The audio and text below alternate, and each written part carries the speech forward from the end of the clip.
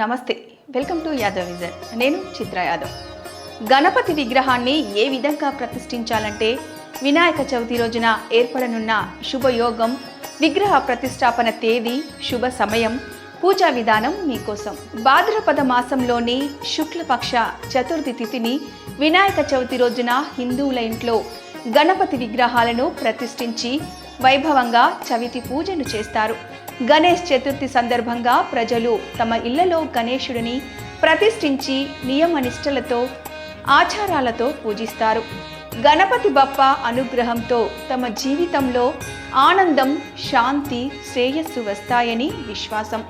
ఈ పండుగ 10 రోజుల పాటు నిర్వహిస్తారు. అనంత చతుర్దశి రోజున గణపతి బప్ప విగ్రహాన్ని నిమజ్జనం చేస్తారు. హిందూ మతంలో శివపార్వతుల తనయుడు గణపతి జన్మదినోత్సవాన్ని వినాయక చవితిగా వైభవంగా జరుపుకుంటారు. ఈ పండుగ గణపతి బప్ప అంటే గణేశుడికి అంకితం చేయబడింది. శుక్లపక్ష చతుర్థి తిథి రోజున వినాయక చవితిని జరుపుకుంటారు. ఈ పండుగను దేశవ్యాప్తంగా అత్యంత ఘనంగా జరుపుకుంటారు. అయితే మహారాష్ట్రలోని ముంబై, హైదరాబాద్లో జరిగే గణేష్ చతుర్థి వేడుకలను అత్యంత వైభవంగా జరుపుకుంటారు. వినాయక చవితి పండుగను గణపతి నవరాత్రులుగా 10 రోజుల పాటు ఎంతో వైభవంగా జరుపుకుంటారు. భాద్రపద మాసంలోని శుక్లపక్ష చతుర్థ తిథిని వినాయక చవితి రోజున హిందువుల ఇంట్లో గణపతి విగ్రహాలను ప్రతిష్ఠించి వైభవంగా చవితి పూజలు చేస్తారు. గణేష్ చతుర్థి సందర్భంగా ప్రజలు తమ ఇళ్లలో గణేశుడిని ప్రతిష్ఠించి నియమనిష్టలతో, ఆచారాలతో పూజిస్తారు. గణపతి బప్ప అనుగ్రహంతో తమ జీవితంలో ఆనందం, శాంతి, శ్రేయస్సు వస్తాయని విశ్వాసం. ఈ పండుగ 10 రోజుల పాటు నిర్వహిస్తారు. అనంత చతుర్దశి రోజున గణపతి బప్ప విగ్రహాన్ని నిమజ్జనం చేస్తారు. వేద పంచాంగం ప్రకారం ఈ సంవత్సరం భాద్రపద మాసంలోని శుక్లపక్ష చతుర్థి తిథి సెప్టెంబర్ 6వ తేదీ మధ్యాహ్నం 3:01 ప్రారంభమవుతుంది. ఈ తిథి మరుసటి రోజు 7వ తేదీ సాయంత్రం 5:37 వరకు ముగుస్తుంది. ఉదయం తిథి ప్రకారం వినాయక చవితి సెప్టెంబర్ 7 శనివారం నుండి ప్రారంభమవుతుంది. ఈ రోజున వినాయక విగ్రహాన్ని ప్రతిష్ఠించి ఉపవాసం చేస్తారు. వినాయక చవితి 2024 విగ్రహ ప్రతిష్టాపనకు అనుకూలమైన సమయం గణేష్ చతుర్థి 2024 శుభ ముహూర్తం సెప్టెంబర్ 7వ తేదీన గణేష్ చతుర్థి పూజలు, విగ్రహ ప్రతిష్టాపనకు అనుకూలమైన సమయం ఉదయం 11:03 నుంచి మధ్యాహ్నం 1:34 వరకు ఉంటుంది. ఈ విధంగా సెప్టెంబర్ 7వ తేదీన వినాయక ఆరాధనకు, విగ్రహ ప్రతిష్టాపన కోసం పవిత్ర సమయం 2:31 పాటు శుభముహూర్తం ఉంటుంది.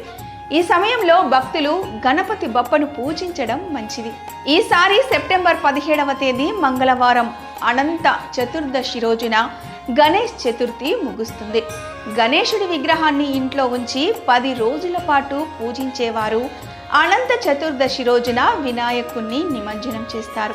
హిందూ క్యాలెండర్ ప్రకారం ఈ సంవత్సరం వినాయక చవితి రోజున అనేక శుభ యోగాలు కూడా ఏర్పడనున్నాయి.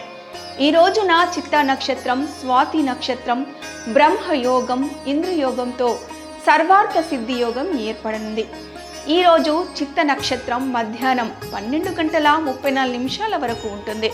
ఆ తర్వాత స్వాతి నక్షత్రం వస్తుంది. దీంతో పాటు ఈరోజు సర్వార్థ సిద్ధి యోగంతో పాటు బ్రహ్మయోగం, ఇంద్రయోగం ఉంటుంది. సర్వార్థ సిద్ధి యోగం సెప్టెంబర్ 8వ తేదీ మధ్యాహ్నం 12:34 నుంచి ఉదయం 6:15 వరకు ఉంటుంది. జ్యోతిష్య శాస్త్రం ప్రకారం మధ్యకాలంలో ఏదైనా శుభ సమయంలో మట్టి వినాయకుడి విగ్రహాన్ని ప్రతిష్ఠించండి. ప్రతిష్ఠించే వినాయకుడి విగ్రహానికి కుడివైపున తొండం ఉండాలి. ఇలా ప్రతిష్ఠించే విగ్రహం దగ్గర ఎలుక ఉండాలి. వినాయక విగ్రహం కూర్చున్న భంగిమలో ఉండాలి. వినాయకుని విగ్రహాన్ని ఇంటికి ఉత్తరం లేదా ఈశాన్య మూలలో ప్రతిష్ఠించాలి. ఈ ప్రదేశం స్వచ్ఛంగా, పవిత్రంగా ఉండాలి. గణేశుడి విగ్రహం పశ్చిమం వైపు ఉండాలి. చెక్క ప్లాట్ఫామ్పై ఎరుపు లేదా పసుపు గుడ్డను పరిచి దానిపై గణపతి విగ్రహాన్ని ప్రతిష్ఠించాలి. ఆ తర్వాత నిమజ్జనం సమయంలో మాత్రమే అక్కడి నుంచి గణేశుడి విగ్రహాన్ని తీసి సాంప్రదాయ పద్ధతిలో నిమజ్జనం చేయాలి. గణపతి విగ్రహ స్థాపన సమయంలో మనస్సును పూర్తిగా నిర్మలంగా పవిత్రంగా ఉంచుకోండి. ఈ పండుగ సమయంలో ఇంట్లో స్వచ్ఛమైన సాత్విక ఆహారాన్ని మాత్రమే తయారు చేయాలి. అన్ని రకాల తామసిక ఆహారాన్ని నిమజ్జనం వరకు తినొద్దు. ప్రతిరోజు ఉదయం సాయంత్రం గణపతి విగ్రహాన్ని పూజించండి, ఆహారం సమర్పించండి. వినాయక విగ్రహ ప్రతిష్ఠించిన తర్వాత ఆచారాల ప్రకారం గణేశుడిని పూజించండి. చివరిగా హారతి ఇవ్వండి. దీని తర్వాత గణపతికి కుడుములు, ఉండ్రాళ్ళు వంటి ఆహారాన్ని నైవేద్యంగా సమర్పించండి. పూజ అనంతరం ఈ ప్రసాదం భక్తులకు పంపిణీ చేయండి.